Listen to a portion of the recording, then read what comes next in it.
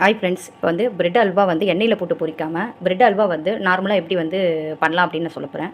இப்போ இந்த பிரெட் அல்வாக்கு வந்து இந்த 5 ஸ்லைஸ் எடுத்திருக்கேன். இதை வந்து ஃபுல்லாக வந்து நீங்கள் இந்த மாதிரி உதிரியாக கட் பண்ணிக்கோங்க.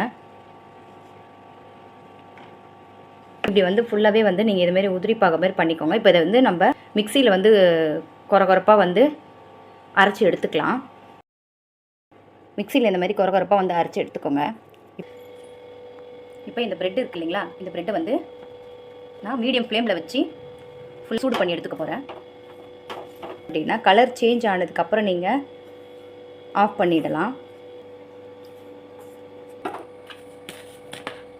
இப்போ இதே பேனில் நான் என்ன பண்ண போகிறேன்னா ஒரு 4 ஸ்பூன் சக்கரை வந்து ஆட் பண்ணிக்கிறேன்.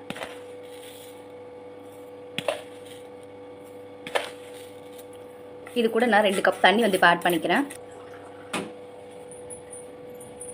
ஏலக்காய் வந்து ஆட் பண்ணிடுறேன். ஒரு 2 ஏலக்காய் ஆட் பண்ணிக்கோங்க, வாசனைக்கு நல்லாயிருக்கும்.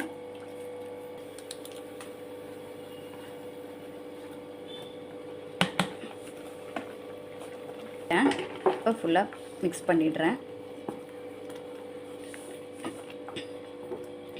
மிக்ஸ் பண்ணிகிட்டே இருந்தீங்க அப்படின்னா லாஸ்ட்டாக வந்து கலர் வந்து ஃப்ளேம் சேஞ்ச் ஆகிடும். உங்களுக்கு இது வந்து கலர் வந்து சேஞ்ச் கொடுக்கும். அப்போ வந்து நீங்கள் பேன் ஆஃப் பண்ணிடலாம்.